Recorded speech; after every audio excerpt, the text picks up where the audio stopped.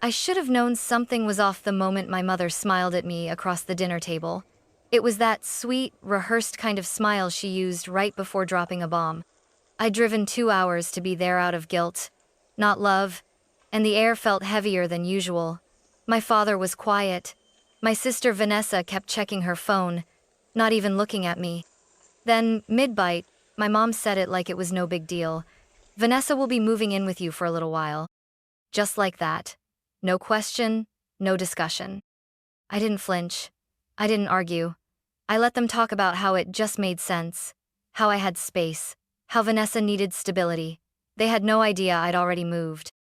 No clue I'd sold the apartment weeks ago, and I wasn't going to stop them. This time, they were walking into their own trap. And I was done playing the fixer. Growing up, I was the steady one. Not the brilliant one, not the favorite, just the steady one. I did my homework. I cleaned up my dishes. I got straight A's, held down a job through college, and moved out at 22 into a tiny studio apartment that smelled like old radiator pipes. Meanwhile, Vanessa floated. She was the kind of person who always had a new idea, a new boyfriend, a new disaster. If something went wrong, it wasn't her fault. The boss was toxic. The lease was unfair. Her mental health was fragile. My parents, especially my mother, would fold every time, and somehow, I'd get looped in. "I know you're more stable," Mom would say, "so it just makes sense you help out a little." It always just made sense. Like the time Vanessa maxed out her credit cards and I was the one asked to co-sign her new lease. Or the Thanksgiving she crashed at my place for the weekend and stayed 3 months, leaving wine rings on my coffee table and dirty laundry in every room. At first, I tried to draw lines. I said things like, "I need my own space," or "I can't afford that." But guilt has a way of slipping through cracks. And my mother, God love her, knew how to wield guilt like a scalpel. "You don't know what it's like to feel like a failure," she whispered once after I said no. "Vanessa's already struggling. You've always had it easier." Had I?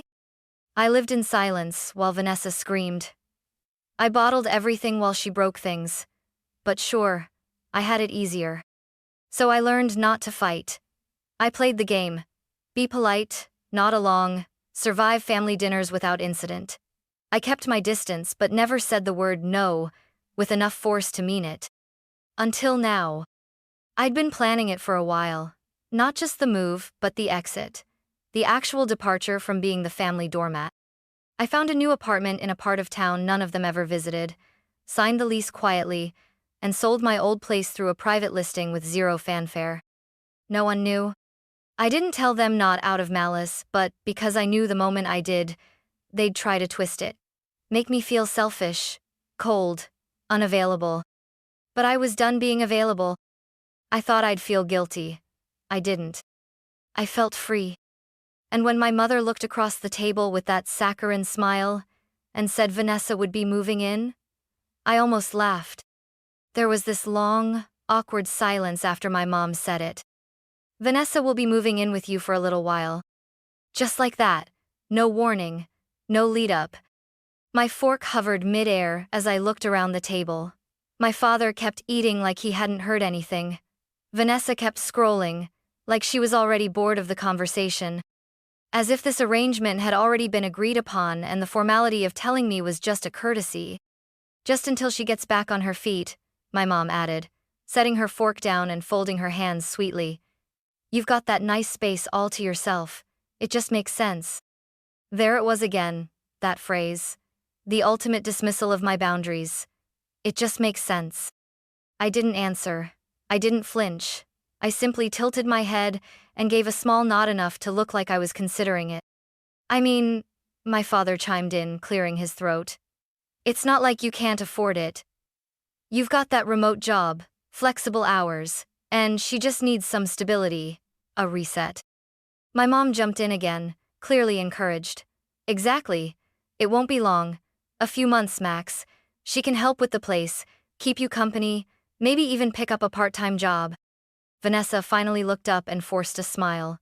"Yeah, I can cook, clean. I'm not gonna just freeload or anything." I almost choked on my water. Vanessa hadn't cooked a single thing in her life that didn't come from a microwave or require an air fryer tutorial. And the last time she cleaned anything, she'd left half a bottle of bleach in my sink, ruining the marble. But I didn't call her out. Not yet. Instead, I nodded slowly and said, "Okay." That one word stunned the table. My mother blinked, clearly taken aback. My dad relaxed into his chair. Vanessa gave me a victorious little smirk, like she'd just won some long-fought custody battle for my apartment. "Really?" Mom asked, narrowing her eyes. "You're okay with this?" I shrugged. "If it helps Vanessa, then sure. Why not?" They exhaled in unison. It was almost funny watching them go from tension to triumph in seconds. Mom even reached out and touched my hand. "You have such a kind heart, sweetheart," she said. "Your sister's lucky to have you." Vanessa was already talking logistics. "I don't have that much stuff, just a few boxes and clothes. I could come this weekend, maybe Saturday?" My mom nodded eagerly. "Perfect. That gives us time to help her pack. Maybe we can all help her move in together." Together. Right. I smiled again. "Sounds good. Just let me know what time and I'll be there." And I would be there. Not at the apartment, of course. But I'd be watching from a distance when they realized that their little plan had hit a wall they didn't even know existed. The night after that dinner, I lay in bed staring at the ceiling, heart pounding not from panic, but from something sharper. Anticipation. They thought I was still living in that old 2-bedroom walk-up downtown. The place I'd stayed in for 4 years. The one Vanessa had crashed in twice. The one my mother had redecorated without asking. The one that never really felt mine because at any moment, someone could knock and say, "We need you again." But I had already burned that chapter. 2 weeks earlier, I signed the lease on a sleek 1-bedroom condo across the river. Hardwood floors, natural light, a view, and most importantly, peace. I'd moved everything gradually, one carload at a time after work. No housewarming party, no social media post. I'd even paid extra to have my name removed from public tenant databases. No one knew where I lived now, not even my best friend. That privacy? It was intentional. After years of being everyone's backup plan, I wanted something that was entirely mine, unreachable, untraceable. I had sold my old apartment through a quiet off-market deal. The new tenants were due to move in on Friday. And my family? They'd be arriving Saturday. The timing was perfect.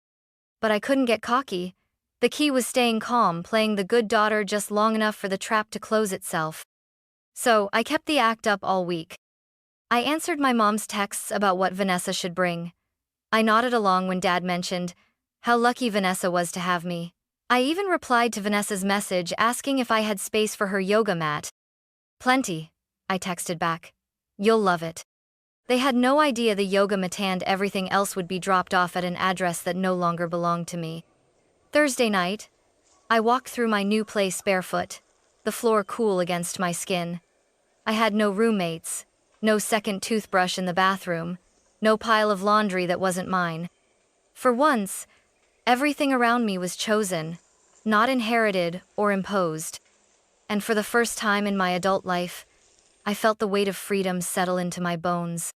But it wasn't just about escaping Vanessa. It was about escaping the version of myself they had written for Meath-compliant sister, the responsible daughter, the one who always understood. No more. They thought I was giving in. They thought they had won. Let them think that. Let them pack up Vanessa's boxes with confidence. Let them load the car and drive across town. Let them roll up to my old address like saviors delivering a lost lamb. And let them knock over and over on a door that no longer opened for them. Saturday morning arrived like a quiet drum roll. I didn't need an alarm. My body was wired with anticipation. I sipped coffee by my window, legs curled beneath me, as sunlight poured across my new living room.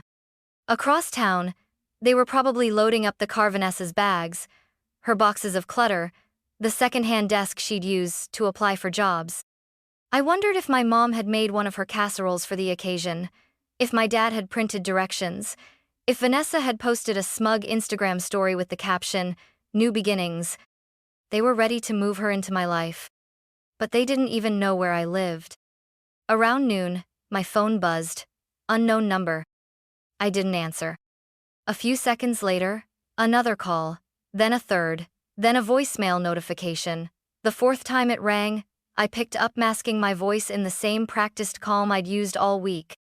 "Hello? Madeline, what the hell is going on?" It was my mother. I could hear panic in her voice. Behind her, my dad shouting. Vanessa yelling something shrill and incoherent. "What do you mean?" I asked innocently. "We're here," she snapped. "At the apartment, your apartment, but someone else is living here. The landlord says it was sold, weeks ago. We're standing here with her stuff in the car." I let silence stretch for a few seconds, then gave a light gasp. "Oh, really? That's so strange. I thought I mentioned it." "No, you didn't," she barked. "You never said anything about moving. We made plans." I kept my voice low and calm. "I must have forgotten. It happened kind of fast. Sorry about that." My dad grabbed the phone next. "This is ridiculous, Madeline. You promised. Vanessa has nowhere else to go. We drove all the way here. Her stuff is packed." "Right," I said, swirling the last sip of coffee in my mug. "But I don't live there anymore. So, you think this is funny?" Vanessa shouted in the background. "You're doing this to punish me." I didn't respond. Because it wasn't about punishment. It was about clarity. It was about giving them a taste of what it felt like to be excluded from decisions that affected your life, to be pushed aside, overridden, taken for granted. "I'm sorry," I said finally. "But I'm not responsible for where Vanessa sleeps. That was never my agreement." "You said yes at dinner?" my mother cried. "I said I'd be there, and I was just not where you expected." There was a long pause on the line. I imagined them standing there, trunk open, neighbors watching, pride crumbling. "I don't understand," my dad muttered. "Why would you do this?" I smiled, even though they couldn't see it. "Because for once," I said softly, "I wanted to choose myself." Then I hung up. And for the first time in years, the silence that followed felt like peace. I turned my phone to silent and placed it face down on the table. A part of me expected a tidal wave of guilt to come crashing in, but instead, I felt something closer to relief. Clean. Still. Like a window had finally been opened in a room I didn't realize was suffocating me. For the next hour, I moved through my apartment slowly, deliberately watering my plants, reorganizing a drawer I hadn't touched in months, playing an old jazz vinyl just loud enough to drown out the buzzing from my phone across the room. They called over and over. Unknown numbers, my mom's cell, Vanessa's, then my dad's. I didn't answer a single one. Instead, I waited, because I knew what would come next. Sure enough, around 2 p.m., the knocking started. Not on my front door yet, but on my digital walls. Texts. From Mom. "You can't do this. We're your family." From Dad. "You're embarrassing us. Just tell us where you are." From Vanessa. "Wow. Real mature Maddie, running away again. Typical. Typical." That word lodged itself in my ribs like a splinter. Because the truth was, I never ran. I always stayed.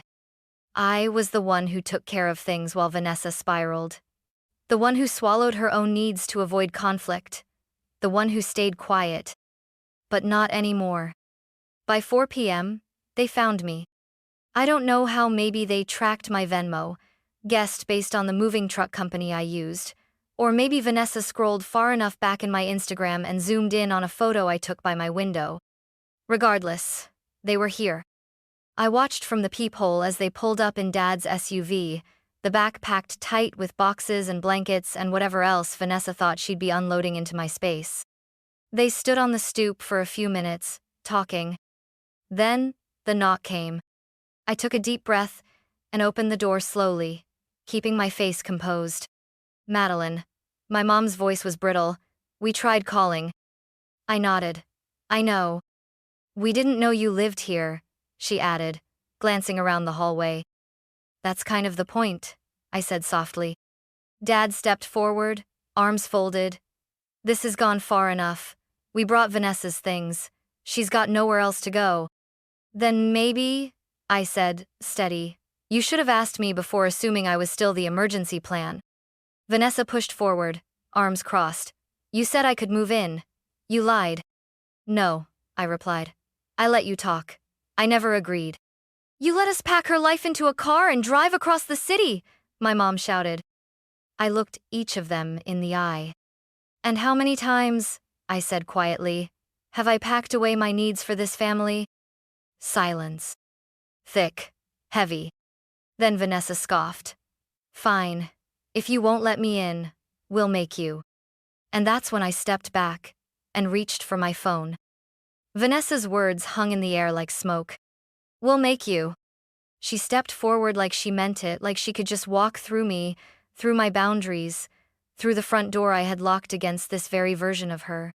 And in that moment, I realized something chilling. They truly believed they still had access to me, to my space, my life, my peace. Because for years, they always had. But not anymore. I took one slow step back, met her eyes, and without saying a word, unlocked my phone. My thumb hovered over the screen as I looked at them. My mother frozen, my father seething, Vanessa still full of entitlement and indignation. Then I pressed call. 911? What's your emergency? The operator's voice was calm. I matched her tone. Yes, hi. I'd like to report trespassing, I said. My family is attempting to enter my home without permission. They've been warned to leave, and I'm feeling unsafe. I could hear the shift. My father stiffened. Vanessa's mouth dropped open. My mother's expression crumbled from fury to something closer to disbelief. You're calling the police? On us? She hissed. I am, I said, because no one else has ever protected my boundaries before, so now I will. For the next 10 minutes, we stood there in silence. Them on the stoop, me inside, door cracked just enough to let them stew in the consequences of their own assumptions. Then came the sirens. 2 squad cars pulled up quietly. No lights, no drama, but to my family, it might as well have been a spotlight shining on all the years of unspoken tension finally breaking surface. A tall female officer stepped out, hands calmly resting on her belt. Good afternoon, she said. Someone placed a call about a trespassing concern? I stepped forward. That was me. She looked over my shoulder, into my apartment, then back at my family. Can you confirm this is your residence, ma'am? I nodded. Yes. I live here alone. They arrived uninvited and have refused to leave after I asked them to. The officer turned to my parents. Is that true? My mother opened her mouth to argue, but the officer held up her hand. Ma'am, I'm not here to mediate a family disagreement. If your daughter has asked you to leave, you are required to do so. Vanessa exploded. I'm her sister. I have nowhere else to go. She told us I could move in. She didn't. I cut in. You said okay at dinner. I let you talk, I said. I never consented. That was a performance, Vanessa, and you fell for it. My father stepped forward. We've helped you so much over the years. And this is how you repay us? I turned to him slowly. You helped me? Or did I carry your other daughter every time she crashed and burned? He didn't respond. The officer stepped forward again. I'm going to ask you all to leave the premises now.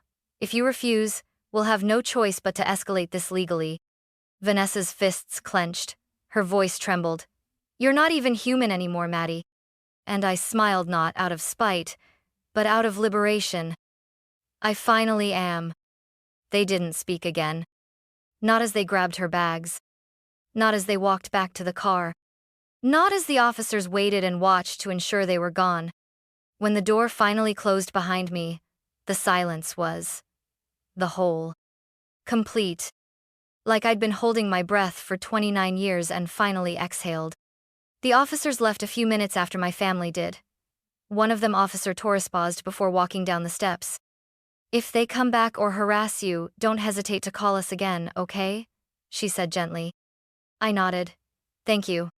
She gave me a quick smile. You did the right thing. When the door shut behind her, I stood in the quiet of my apartment.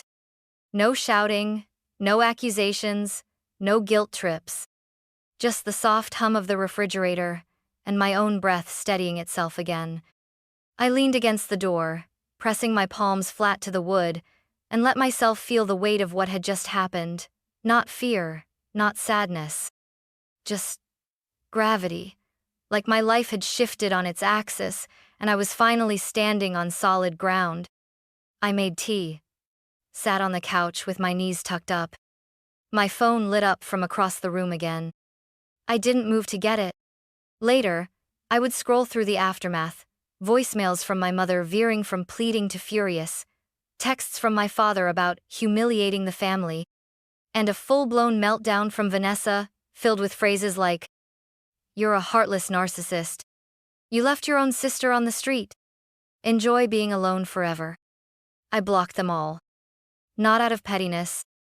Out of necessity. The truth is, I wasn't alone.